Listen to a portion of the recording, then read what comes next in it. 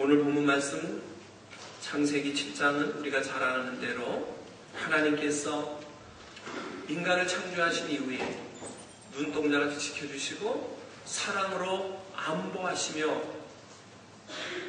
모든 우주를 온전히 보존케 하시던 중에 인간의 죄악이 극에 달아서 더 이상 참을 수가 없고 더 이상 기다릴 수가 없고 더 이상 인내할 수 없어서 이제는 홍수로 한번 심판을 해야 되겠다고 하는 결심을 하시는 장면, 그리고 그 결심이 실천되는 장면이 오늘 본문 창세기 7장 이하에 기록되고 있습니다.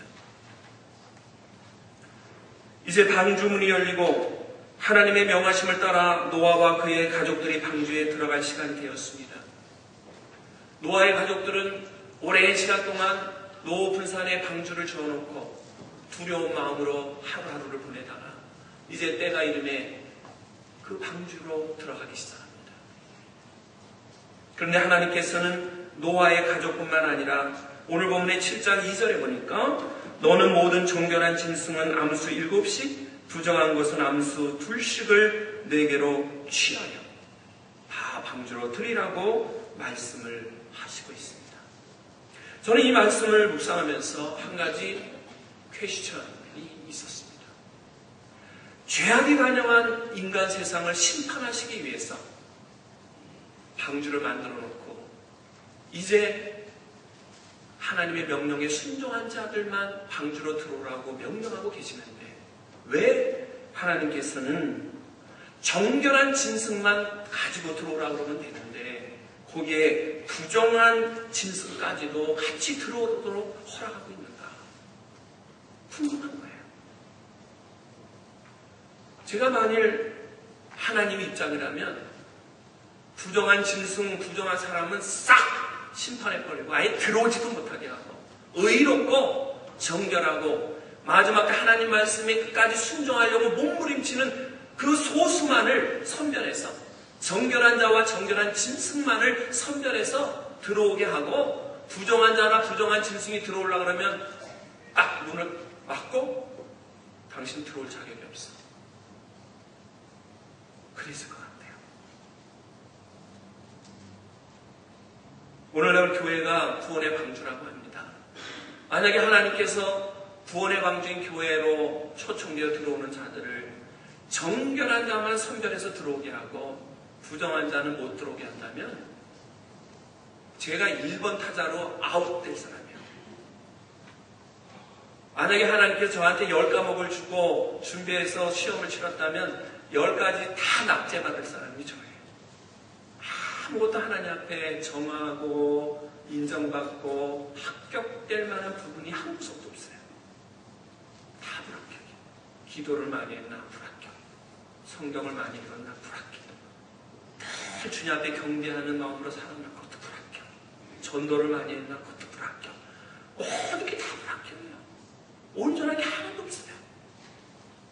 근데 하나님께서는 심판을 하시겠다고 방주를 만들어 놓고 이제 40주야를 이 땅에 홍수를 내서 모든 인류를 싹 마르게 죽이고 심판하려고 하시는 그 결심, 단호한 결심, 결의에 찬 모습으로 심판하시겠다고 이제 마지막으로 방주의 문을 여는 그 순간에 왜 부정한 짐승도 들어오라고 했을까? 거기 비밀이 있어요. 우리는 이해할 수 없어요. 근데 하나님은 거기에 비밀을 가지시고 우리에게 교훈하시기를 원해요. 그 비밀을 통해서 오늘 우리가 교훈받기 원합니다. 그 교훈을 통해서 우리의 삶이 변화되기를 축원합니다. 오늘 이 말씀을 통해서 내가 정결한 자로 드려지는 놀라운 역사가 있기를 소원합니다. 오늘 이 말씀 속에 나타나고 있는 내용, 정결과 부정의 공존. 그 비밀의 첫 번째는 하나님의 은혜의 포용성을 우리에게 교훈하고 있습니다. 하나님의 은혜의 포용성. 저는 기독교를 기독교되게 하는 가장 본질적인 메시지는 은혜라고 생각합니다. 이 은혜라고 하는 말은 무슨 말입니까? 받을 자격이 없는 사람들에게 베풀어 주시는, 거저 주시는 호의를 은혜라고 하는 것입니다. 받을 자격이 있는 자가 받는 것은 은혜가 아니에요. 자격이 없는 자가 자격이 있는 자처럼 받는 것, 그게 은혜예요.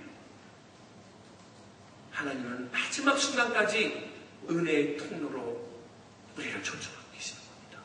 마지막 순간에 심판할 때 정말 저 미운 사람, 저 시기하고 질투하는 사람, 저 가시가 돋친 사람, 그냥 딱 끊어가지고 심판하고 싶은 그 마지막 그 순간에도 하나님께서는 은혜의 통로를 열어주십니다. 닫아주시는 거예요. 저와 우리 성도님들이 이 자리에 와서 앉아있는 게 내 의의가 있어서 온 게 아니에요. 하나님의 은혜의 통로가 있었기 때문에 그 은혜로 지금 이 자리에 나와서 하나님을 예배하는 줄로 믿습니다. 은혜의 포용성을 우리에게 교훈해요. 우리 오늘 본문의 1절을 보세요. 7장 1절을 보면 여호와께서 노아에게 이르시되 너와 내 온 집은 방주로 들어가라. 내가 이 세대에 내 앞에서 의로움을 내가 보았습니다.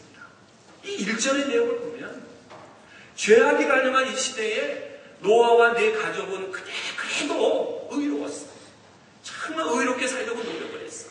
정말 착하게 살려고 노력했고 그 오랜 시간을 그 산꼭대기에 방주를 짓느라고 무거운 짐을 올려다 놓고 아무도 도와주지 않고 모두가 외면하는데도 묵묵히 순종하면서 방주를 다 줬어. 비 한 방울 내리지 않는 띠약볕에 그 긴 시간 동안 너는 너무 순종했구나. 참 넌 의로웠어. 너와 내 가족은 이제 방주로 들어와. 그의 의로움을 보았다고 했어요. 7장 1절의 내용을 미루어 볼 때는 노아와 가족의 의로움이 있기 때문에 방주로 들어가는 초청을 받은 것처럼 우리는 볼 수가 있어요. 그런데 그 앞장을 보세요. 창세기 6장 8절을 한번 가보세요. 창세기 6장 8절 다 같이 읽겠습니다. 시작. 그러나 노아는 여호와께 은혜를 입었더라. 그가 의로움의 모습을 보이기 전에 이미 6장 8절에 보니까 하나님의 은혜를 입었다는 기록합니다. 하나님의 은혜를 입은 노아, 그의 가족들은 그 은혜 안에서 하나님의 말씀에 순종하기 시작했던 거예요. 하나님의 은혜 안에 거하는 자는 하나님의 말씀에 순종하는 줄로 믿습니다.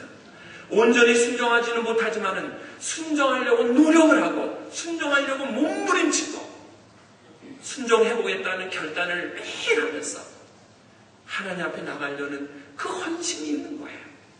그 은혜를 입은 자가 하나님이 보실 때는 의롭게 보이는 거예요. 그에게 허물이 없는 게 아니에요. 그에게 죄악된 모습이 없는 게 아니에요. 그러나 은혜를 입고 정말 은혜 안에 살려고 노력하는 그 모습 속에 의로움을 하나님은 보시는 거예요. 그래서 그에게 기회를 주시는 거예요. 가끔 교회 생활을 하다 보면 마음에 드는 분도 있지만 마음에 좀 껄끄러운 분도 있어요. 특별히 또 목회를 하시는 분이나 지도자들 입장에서 보면은 이런 분은 많이 있으면 좋겠고 저런 분은 적당한 시간에 좀 나갔으면 좋겠는데 이제 이런 마음을 갖는 분도 없지 않아 있어요. 근데 이상하게 가시 같은 사람은 죽어도 안 나갑니다. 끝까지 찌르고 있지 절대로 안 나가요.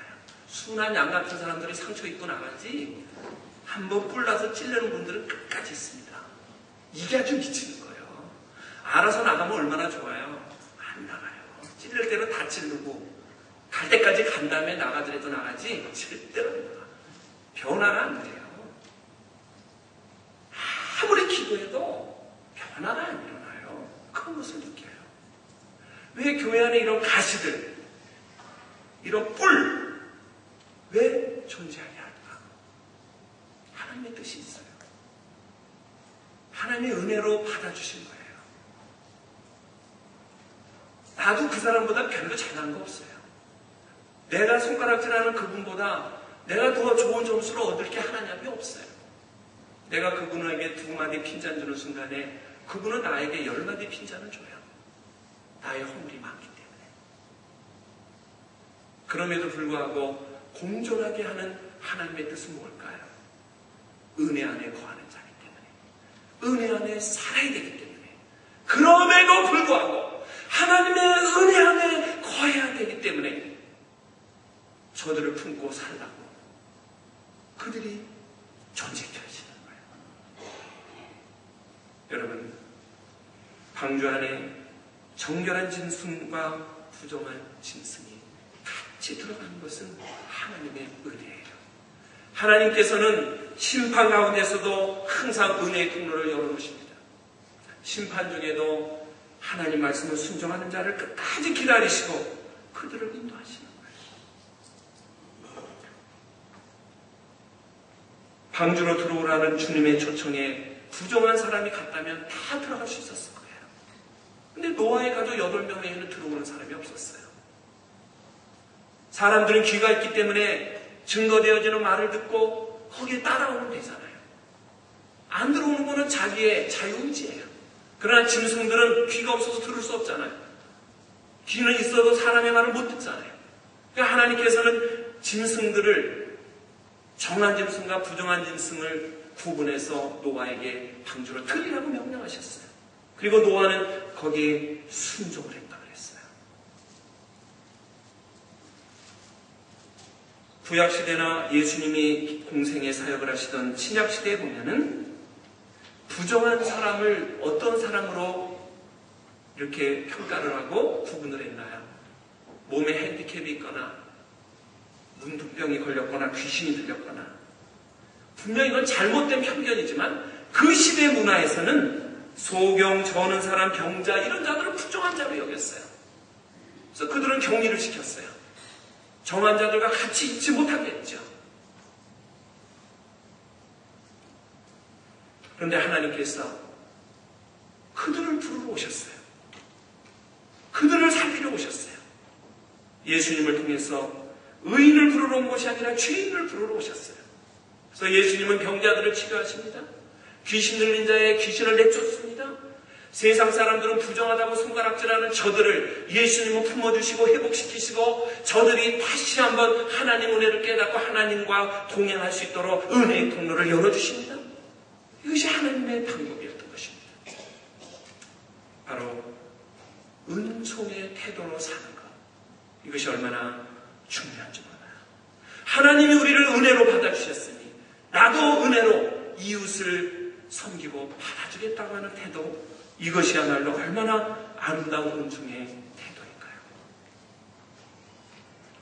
한번 따라해 보십시오. 주님이 은혜로 형제를 자매를 받아주셨기에 저도 받아들이겠습니다. 하나님이 받아주셨기에, 하나님이 받아주신 그분을 저도 받아들이겠습니다. 이것이 바로 은혜의 포용성입니다. 두 번째로 오늘 본문은 하나님의 거룩한 기대성을 교훈해 주십니다. 우리가 은혜로 사람들을 받아들인다는 것이 잘못하면 오해가 있어요. 은혜로 이웃을 수용하고 받아들인다는 것이 그들의 거룩하지 못한 역량까지도 받아들이라는 것이 아니에요. 그들의 부정함까지도 받아들이라는 것이 아니에요. 구별해야 돼요. 오늘 본문을 가만히 보세요. 7장 2절입니다. 너는 모든 정결한 짐승은 암수 7씩, 부정한 것은 암수 2씩을 내게로 취하여, 공중의 새도 암수 7씩을 취하여 그 씨를 온 지면에 유적케 하라. 여기 보면 정결한 짐승은 암수 7씩, 부정한 짐승은 암수 2씩을 취하여서 방주로 드리라고 했습니다. 여기 보면 정결한 짐승이 압도적으로 많아요. 7, 부정한 짐승은 2입니다. 왜 하나님께서 이렇게 구분해가지고 방주에 드리라고 했을까요? 그 이유가 있어요. 부정한 존재가 있을지라도 영향력을 발휘하지 못하도록 하신 거예요. 정결한 짐승의 영향을 받아 부정한 자가 정결하게 돼야지, 부정한 영향을 받아 정결한 자가 부정하게 되면 안 돼요. 7대2 게임이 돼야 안 돼요. 우리가 운동 경기 하는데 이쪽에 7명, 이쪽에 2명을 놓고 시합을 하라고 그래요. 기적이 안 일어나고는 7명이 이겨요. 그렇죠? 기적이 안 일어나고는 7명이 이겨요. 그럼 우리가 보는 기본 상식 아니에요? 바로 하나님께서 이렇게 정결함과 부정함이 공존하지만 정결한 짐승은 암수 7, 부정한 짐승은 암수 2만을 드리게 한 이유가 뭘까요? 방주 안에 40자 머무는 동안에 많은 일이 그 안에서 일어날 겁니다. 그러나 정결한 영향이 부정을 감싸야지 부정한 영향이 정결함을 감싸지 못하게 하기 위함입니다. 아마도 40주의 홍수가 끝난 어느 날 봤을 때 부정한 짐승까지도 정결하게 됐을 가능성이 많아요. 왜? 정결한 영향력이 크니까 그 안에서 다 동화가 돼가지고 부정함이 사라졌을 가능성이 많아요. 여러분 오늘날 공동체 안에 교회 안에 목장 안에 때때로 부정한 존재들이 있을 수 있어요. 그러나 중요한 것은 정결함의 무리들이 그들을 포용하고 그들의 부정함이 정결함으로 변화되도록 기도하고 그들을 섬기고 인내하면서 그들을 품어줄 때 하나님이 원하시는 거룩한 기대하신 정함으로 변화되어 하나님 앞에 영광을 돌리는 그 거룩한 기대하심 속에 우리가 응답하는 삶을 살아가게 될 줄로 믿습니다. 어느 곳에나 부정은 있기 마련이야. 그러나 정결함이 더 많아서 역사할 때 거기 놀라운 일이 일어나요. 이 며칠 전에 테마큘라라는 동네, 꽃동네라는 그 캐톨릭의 수양관에 총격 사고가 일어났어요. 살인 사건이 일어났어요. 깜짝 놀라게 하고 언론이 떠들썩했어요. 캐톨릭 신자들이 얼굴을 못 들어요. 그것 때문에. 얼마 전에는 얼굴을 들고 어깨에 힘을 내고 막 이러고 다녔던 분들인데 이번에 이 사건이 딱 벌어지니까 얼굴을 못 들어요. 왜? 부끄러워서. 자기를 수양하고 자기를 다스리고 자기 마음을 비워 헌신하겠다고 들어가서 봉사하고 그렇게 하려고 그 피정의 집이다. 이게 뭐 수양하는 뜻이라 그래요. 피정되는 것이. 거기 가서 이렇게 구별되게 헌신된 사람들 중에 이런 총격 사건이 일어나서 사람이 죽고 아수라장이 되니까 교회 안에도 보시라고요. 어느 교회는 분란이 일어나가지고 큰 문제가 일어나요. 덕이 안 돼요. 몇몇 속썩이는 분들이 교회의 은혜를 다 뺏어가요. 정말 은혜가 안 돼요. 근데 중요한 사실은 그러한 소수보다 기도하고 헌신하고 정결함으로 무장하는 다수가 있다는 사실입니다. 그 다수의 영적인 힘과 기도와 헌신이 소수의 부정함과 완악한 자들을 품을 수 있는 거룩한 기대를 하나님이 하고 계십니다. 아무리 더러워진 강물이라 할지라도 그 더러운 거를 자꾸 떠내는 거는 끝이 없어요. 끝이 없어요. 오늘 여기 또 뭐가 하나 떠내려가네. 그것도 떠내네. 내일 보니까 또 떠내려가. 사실 그 흐르는 강물 중에 더러워진 거는 강변 일부에 뭐 쓰레기도 있고 좀 오물들이 이렇게 겹들어와가지고 더러운 거예요. 그 강줄기는 맑은 물이 흐르고 있거든요. 근데 사람 눈에는 더러운 것만 보이니까 그냥 더러운 것만 건지다가 결국은 맑은 강물은 잊어버리고 더러운 것만 하다가 시간 다 보내요. 하루 종일.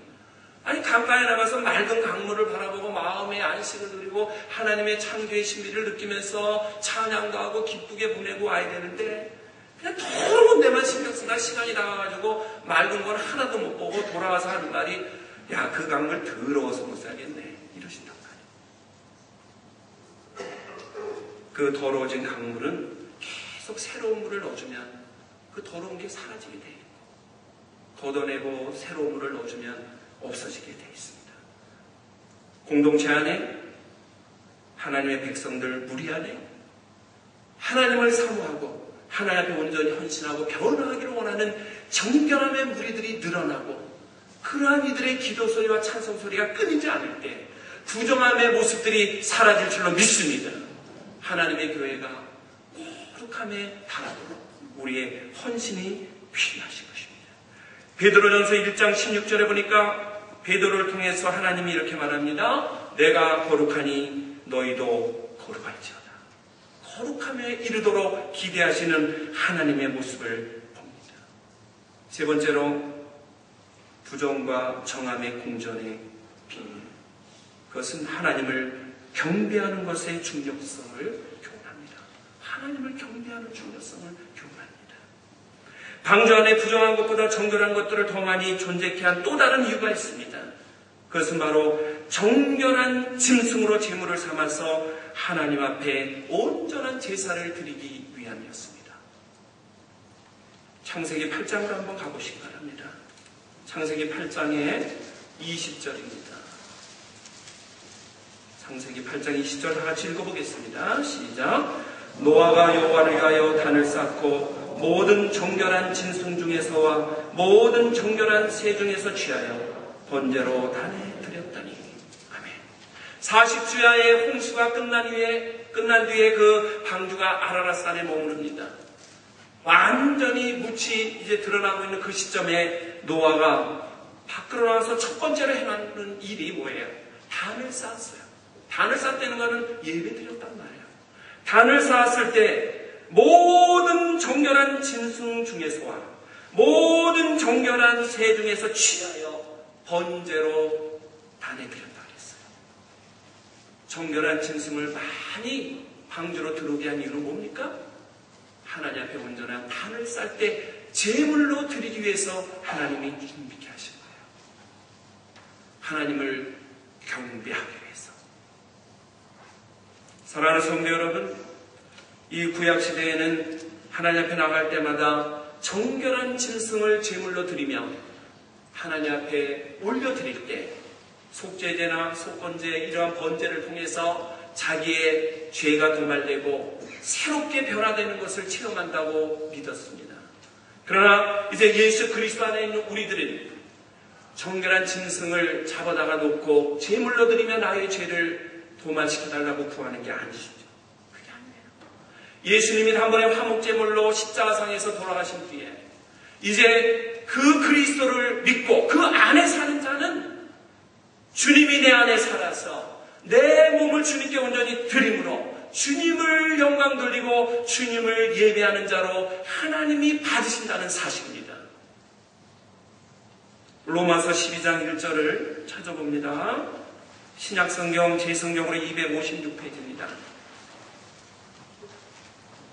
로마서 12장 1절과 2절입니다.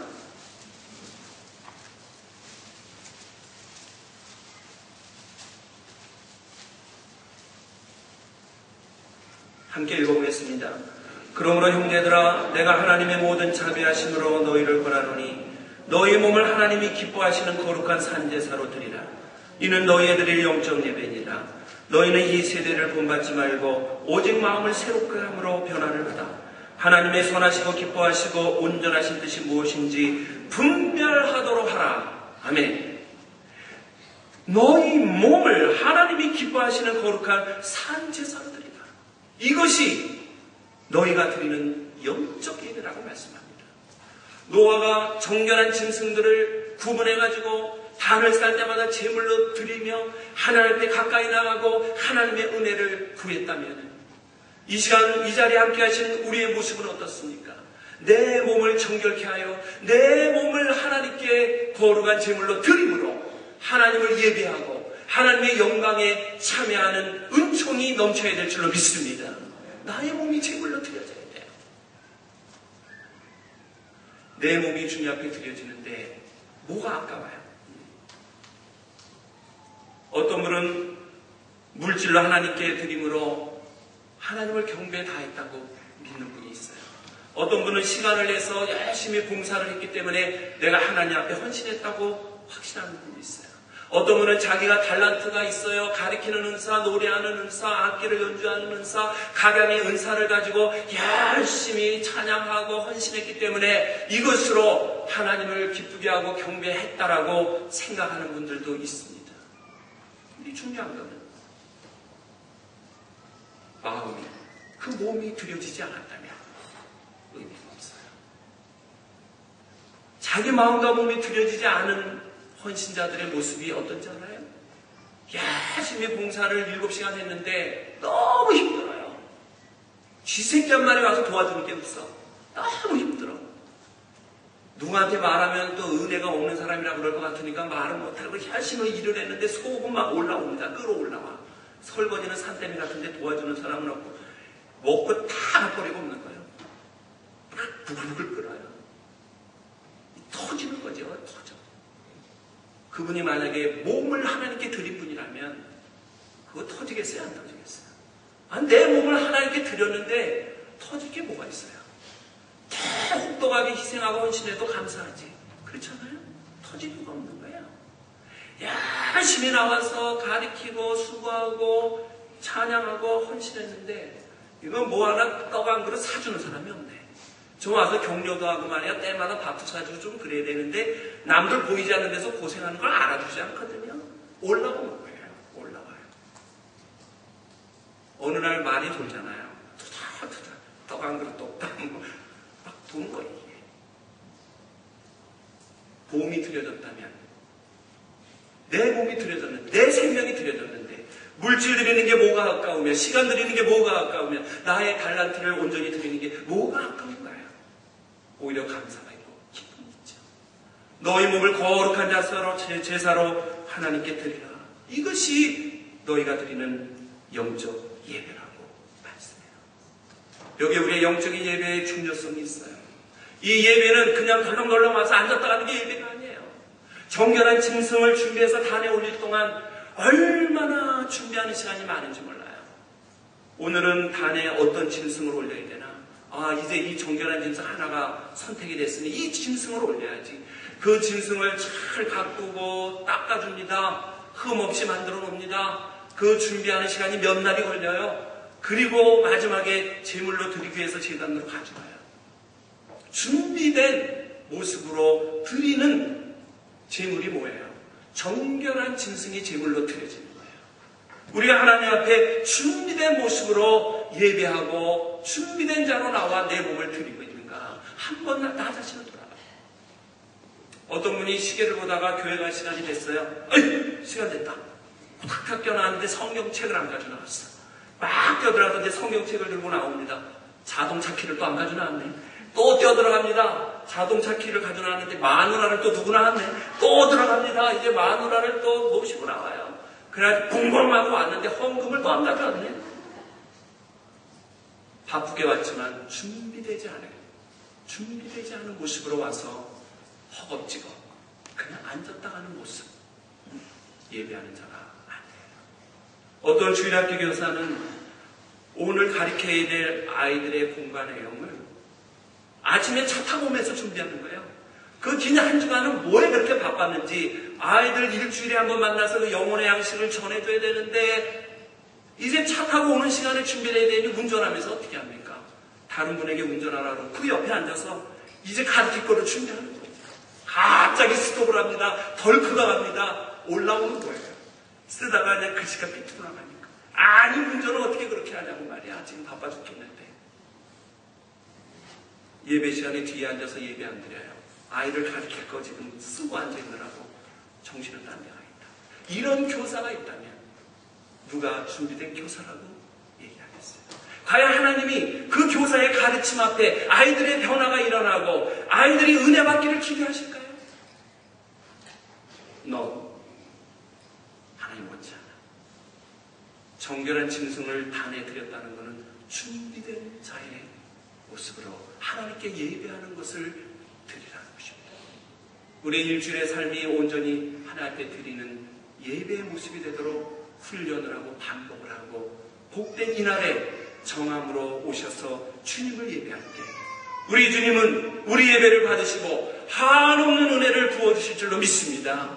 우리 안에 정결함이 넘쳐서 부정함을 전부 포용하고 은혜의 강물로 넘치게 할 줄로 믿습니다. 그 하나님 은혜 안에 사는 우리들이 특권을 가지고 주님의 은총을 내가 누리만큼 증거하는 삶을 사는 주인공이 되는 줄로 믿습니다. 바로 그 은혜의 통로 안에서 하나님의 거룩한 기대가 있습니다. 그 안에 내 몸이 드려지는 온전한 영적인 제물이 될 것을 우리 주님은 원하시고 기다리고 계십니다. 여기 정함과 부정함이 공존하는 이유, 그 비밀이 있는 것이에요. 우리가 돌아오는 금요일날 여선교회 헌신 예배를 드리게 됩니다. 지금부터 준비해야 돼요. 지금부터. 그 금요일날 헌신 예배를 드리면 그 다음에 있는 주일 예배를 위해서 또 기도하고 준비하며 우리 마음을 하나님 앞에 온전히 드리고 다스려야 돼요. 준비된 자의 예배를 하나님이 기뻐하십니다. 세상은 악합니다. 세상은 어둡습니다. 세상은 더럽혀졌습니다. 심지어 교회도 세속을 닮아 있는 모습을 가지고 있을 수 있고 교회 안에 있는 사람을 통해서 이러한 모습들도 볼 수가 있습니다. 그럼에도 불구하고 이런 부정함이 바로 내 곁에 공존하는 삶의 한복판에서 주님은 이렇게 말씀하시지 않습니까? 그렇지만 너는 다르게 살아야 해. 너는 다르게 살아야 해. 너는 구별되게 살아야 해. 너는 정함으로 살려고 노력을 하고 몸부림치고 그래도 부정하지만 한번 노력을 해봐. 그렇게 노력을 하고 노력을 해서 너의 삶이 하나님께 드려지도록 한번 해봐. 주님은 지금도 우리에게 이 음성을 들려주시고 결단할 것을 요구하십니다. 사도 바울은 날마다 죽는다 그랬어요. 오늘 죽고 내일 일어나서 새로운 마음으로 출발했지만 또 허물이 있어요. 또 성격이 나와가지고 툭툭 찔렀어요. 또 거짓말을 했어요. 또 시기와 미움을 가졌어요. 그날 저녁에 회개하고 나 자신을 또 죽이고 또 그 다음날 새로 태어났어요. 또 반복이에요. 그러나 사도 바울은 날마다 자신을 쳐서 복종시키고 죽이고 또 새롭게 태어나는 이 반복된 모습으로 성화되는 과정을 통해서 기독교 역사에 가장 우뚝 서 있는 위대한 성자로 우리 기억에 남게 됐습니다. 우리는 부족해요. 허물이 많아요. 어디 가서 나는 만점이야 이렇게 얘기할 수 있는 분 아무도 없어요. 그러나 하나님은 은혜로 받아주셨고 은혜 안에 거하는 자는 은혜를 받은 대로 열심히 영적으로 육적으로 하나님을 바라보는 헌신과 삶을 살려고 노력할 때 우리 하나님은 그들을 사용하셔서 이 마지막 때 주님이 재림 언제 임할지 모르는 이 마지막 심판 이때에 노아의 방주로 초청하는 그 대상으로 우리를 부르실 줄로 믿습니다. 부끄러움이 없는 자로 하나님의 부르심을 받으시고 하나님 앞에 영광을 돌리며 하나님께서 그래 너는 노아와 같이 내 말에 잘 순종해서 내가 그래도 너를 의롭게 여겨주마. 너는 방주로 들어와. 이런 축복 안에 거하시는 저와 우리 모든 성도님들이 되시기를 이 시간 주님의 이름으로 간절히 축원합니다.